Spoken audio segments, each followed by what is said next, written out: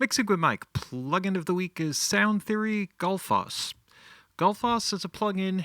This is not a new plugin. It's been out for a little bit, and it's kind of come across my plate a few times, and finally had a chance to dig into it. And there's a lot here that's very cool. So I want to kind of demonstrate it and show a little bit of what it's about. For those of you who already have it, you may already know about this.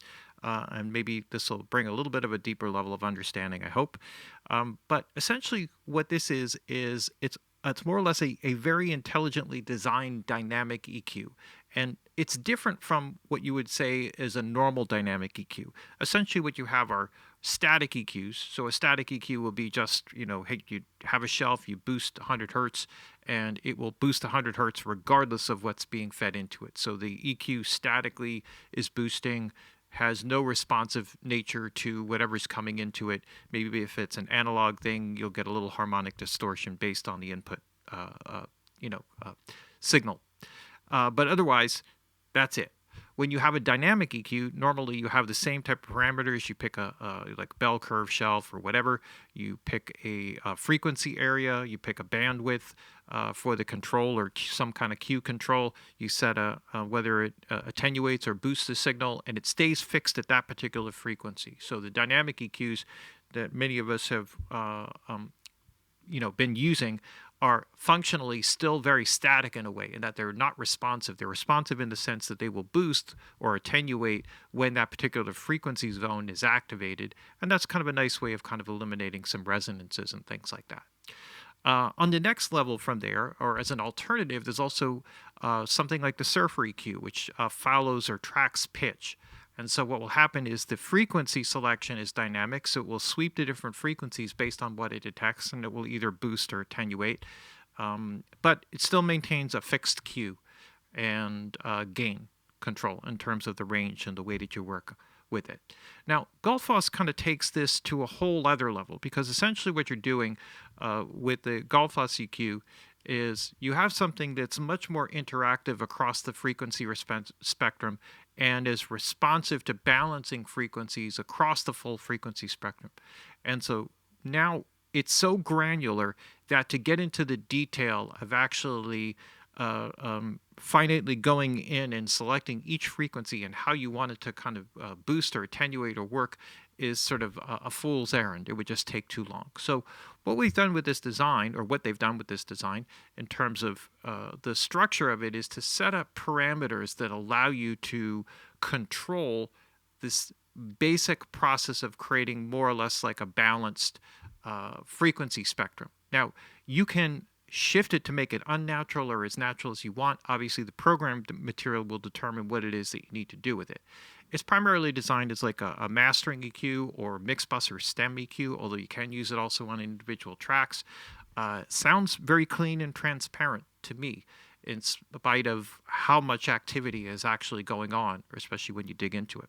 So let's just take a look. Essentially, we have a frequency spectrum display. So we have frequencies 20 to 20 here. We have a boost and attenuation, plus minus 24 dB is the range. We have a bypass control in the corner here. This is the Gullfoss logo. You click on there, you can access or get to the website. We have input level and output level. We can adjust the output gain here. Any controls that you want to reset, you could just Alt or Option click on it. And so what we have is the basic display, and there's a couple of hidden parameters that I'm going to kind of show you here, a couple of hidden meters. One is going to be the recover tame meter, which will show you whether you're boosting more than attenuating, because it's going to be interactive at different frequencies. And the other will be a brightness meter, which will show up down here, where you'll see if you're leaning more towards making the mix brighter or making it warmer overall. So what you have are primary controls here, which are the recover and tame controls. You have secondary controls, which are the bias and brighten controls. And you have one that sort of operates somewhat independently, which is the boost control. And so I'll explain each. The basic concept is that when you're working with this, you have a recover. Now, the percentage here always works in a positive way. So what you can see here as I set this is that if I set it to 200, you could see the dramatic sort of boost that would happen here. Now, recovery is the way that the they sort of define recovery as kind of boosting masked elements. So what you see here is not, this is based on whatever noise is sort of feeding through on the stem. We're just going to have basically drums and bass here for the initial demonstration, and it'll get on to other things. But a certain percentage. So this will determine how much is going to boost or attenuate, or boost in this particular case. And then we have a tame control, and the tame control is going to do the opposite there. So this is going to tame. Now, there's going to be a lot of interactivity between this. So you see this, and it looks like kind of broad, almost bell-shaped curved areas that are being attenuated and boosted here. But when the program material feeds in, then you'll see more of the interactivity and the way that it works. So those are the primary controls. So that determines how much do you want it, what range of boost and attenuation do you kind of want to work with. So let's just say I start with roughly about the same here. The bias will lean the processing more towards either the recovery, right, which is boosting, or the tame, which will be attenuating. So you can balance that out. Now, generally as a start, you could see here that the meter here is showing more towards attenuation, right, or taming. If I go the other way, you'll see that it starts to shift in the opposite direction. So it's a good point when you're actually working with it. More or less, you kind of want to have a starting point where these are as close to the center as possible, to the 0 point. And then you could sort of shift it or lean it one way or another. So if you're looking sort of for a visual to kind of follow, that would be the way to go with it. The brighten control that it balances or sets the overall tonal balance, right? So as you go to a negative percentage, it will make it warmer, right? So you could see that there's more of a shift in low mids and a shift downward in upper mids. So I'm doing it to extremes here just so you could see. And then as you go towards brighten, this will kind of shift it more towards higher frequencies and less towards lower frequencies. You'll see it as it all kind of gets to be interactive with the audio signal sort of passing through it.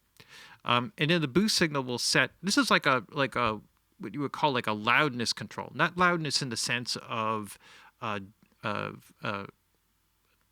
in terms of like a DBFS, or I'm sorry, not DBFS, a LUFS scale. Not that kind of loudness. It's more of a loudness like the loudness button that you would get on an old stereo system. What the loudness button would do when you were listening at low levels is you would hit it in and it would boost low frequencies.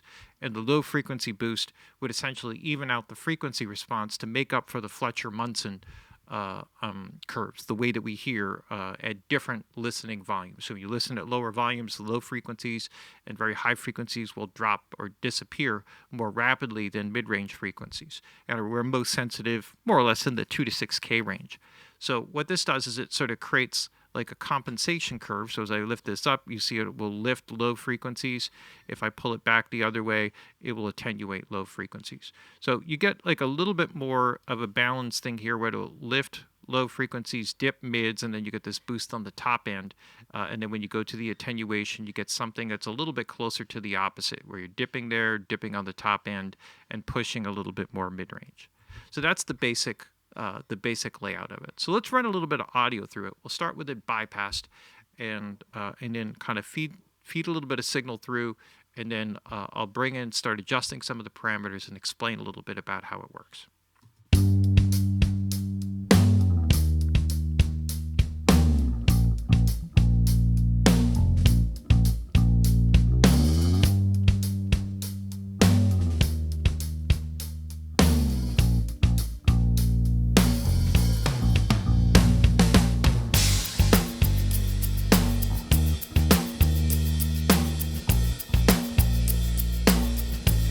So you can see I'm putting it more of in an extreme setting, and you can see how much it's boosting.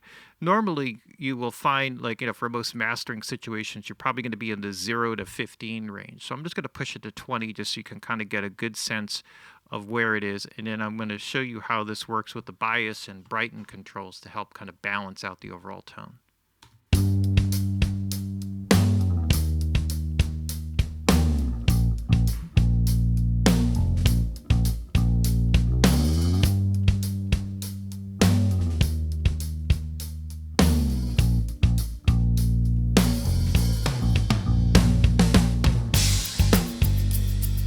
So you can see how that brings out the openness a little bit more. So let me just move this now. So if I pull the bias down here, this is going to make this a little bit warmer sounding, right? So we're going to shift it there where it's going to add more weight to the taming of the signal rather than the recovery or the boosting.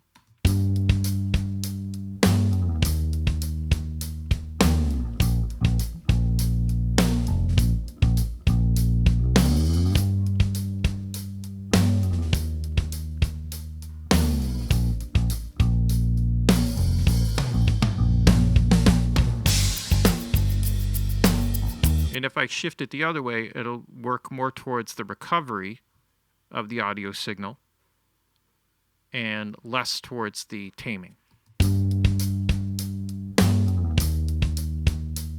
Oh, I'm sorry, the other way around. No, I'm sorry, I was right. No, boost, more of the boost or recovery and then less of the taming. Okay.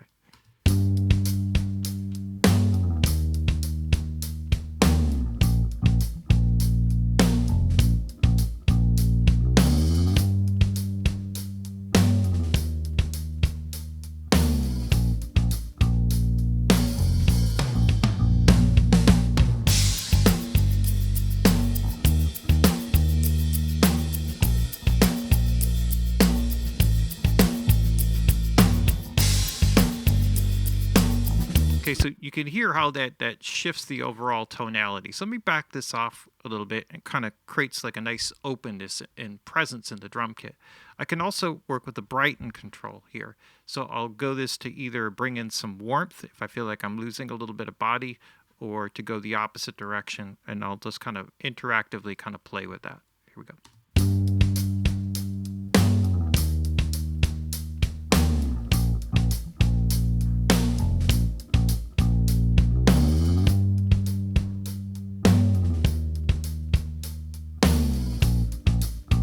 Right, so you can hear just very quickly how I can kind of warm something up. So let me just say here, I think I'm maybe making it a little bit too bright, so I'm going to lean this a little bit more towards warming it up, and let's see if we can make that work.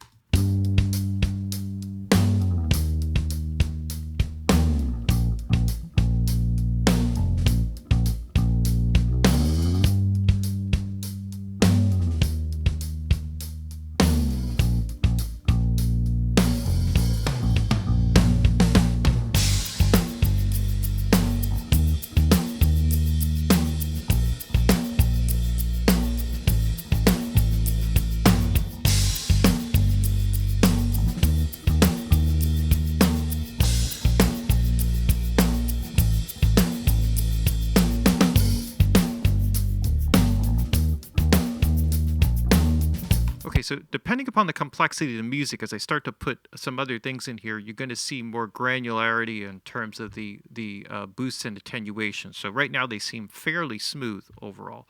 Now, one other thing I just wanted to show you quickly before moving on to some other examples, because there are some other things you can do, which is to limit the frequency area within which these work. So I'll do a little demonstration with that as well.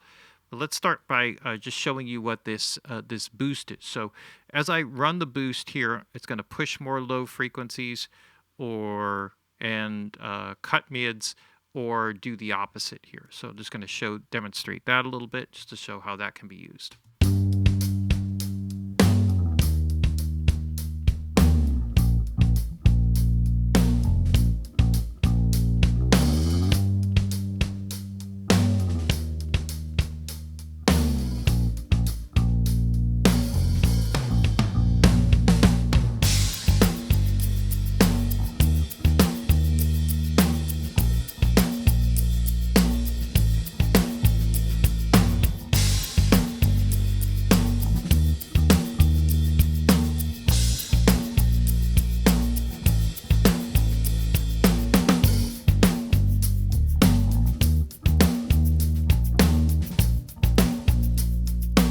All right, so you can hear how this can help to shift if you felt like we're leaning a little bit too much with the sub energy, a little heavy on the mids, then you can kind of attenuate it, work it back a little bit. And the combination of all these controls will give you actually a pretty wide range of possibility here. So when you start to really dig into it, because at first the settings, they take a little bit of getting used to, right? Just the one thing you want to be aware of is that the recover and the tame work on positive values only. The bias and the brighten work at positive or negative percentages, which control it's fundamentally kind of the range and the way that you weight the recovery and the tame features. The boost control is sort of independent to some degree of all of these things. I mean, there's some interactivity here, but you'll really see this when when I demonstrate here something that allows me to kind of work within a particular frequency range. So let's say, for example, I have some guitars here, and I'll start with this. All right, so I have 2 guitars, and these are tied together, so the settings will actually be duplicated as I kind of work, and you'll just sort of see that right here. All right, so what I'm going to do with this is to focus on these 2 guitar parts, but I really don't need to focus much energy on the higher frequencies, maybe above 5K, and the lower frequencies, maybe down, below 100 hertz or 80 hertz or something. So I can work within more or less the range of the guitar and start to construct settings that work here. So this allows me to kind of shape and control where this interacts. So what I have here are these 2 range controls that allow me to limit the action of the equalization. Now, it will extend beyond, and it will sort of smooth out, so it's not just like this brick wall transition into whatever the crossover points are. So it'll maintain some smoothness, but you can at least focus the processing within particular areas, which allows you to get more dramatic with the effects of it. All right, so here we go. Oh, actually, you know what? Let me just move this over here and move over to a chorus section.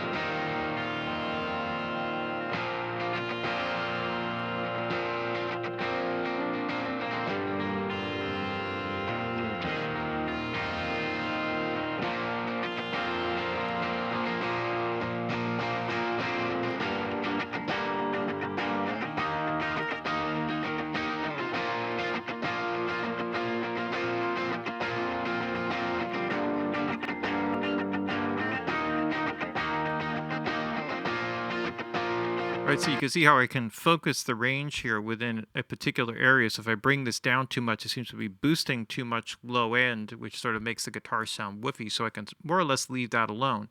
Now, if I happen to use the boost here, it will work across the full spectrum, whereas these sets of controls here will stay within the frequency bounds. So that's just a little side note. So if you did want to add or boost a little bit of low end, you could still do that, or work within those parameters, and this would still work across the full frequency spectrum. All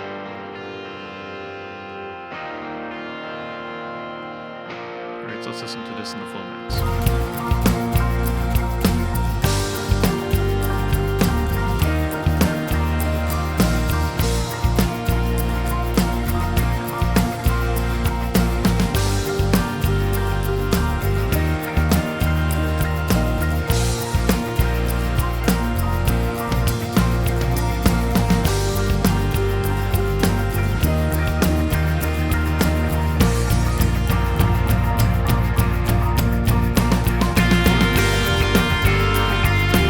So that guitar solo there is not included in this. So you get the basic idea there. Now that's one way to use this.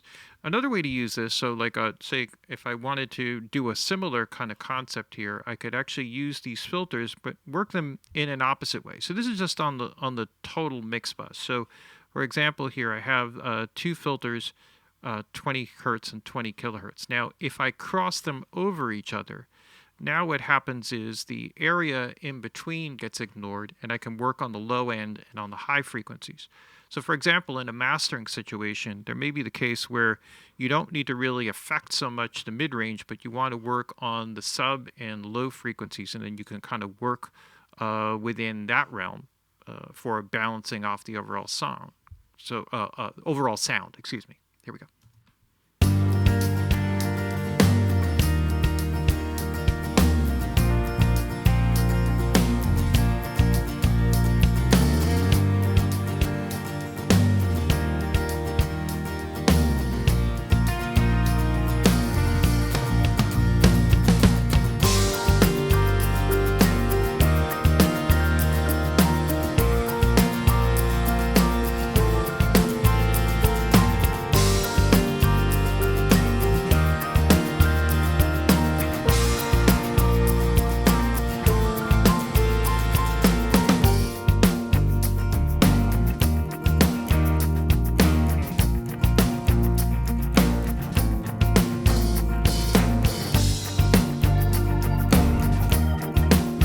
this has the effect of doing is it's kind of a way of sort of there's an interaction between the sub or low frequencies and the air frequencies.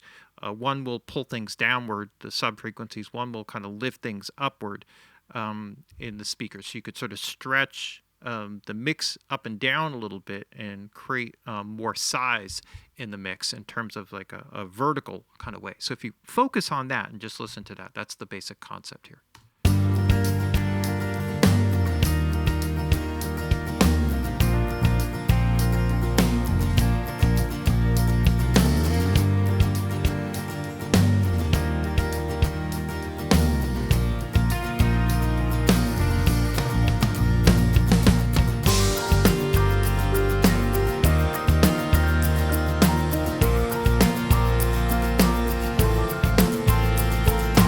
And this will, of course, also have the effect of creating more depth when you kind of open up that field. On the opposite side of things, like in a full mix, if this were, and stylistically it probably doesn't fit in, we could take the opposite approach here, work more within the mid-range frequencies, and use this to make, like maybe it fits like an alternative rock kind of thing, and you want that real mid-range edge, that sort of British Brit kind of edge. We could kind of work with this in the opposite way, right?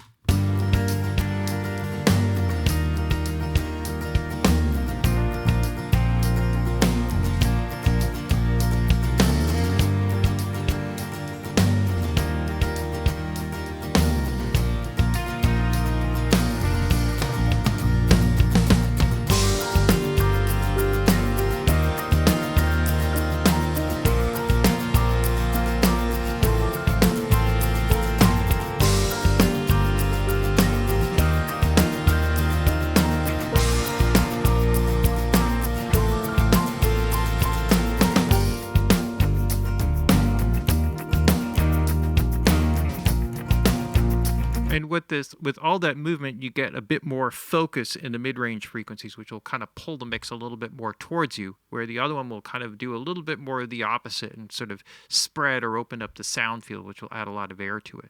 So you can see how how powerful this can be used on a subtle level, or as you can get into it, you can get into more extreme levels. One other way that you can use this, which I found actually to be very effective and quite cool, is working with this as a de-esser. And so if you work within the bands, say with a vocal track, and I'll just have a little demonstration of that here. The vocal track actually splits up into a few different tracks. So again, they're linked together. So when I adjust settings here, it adjusts it on all of them.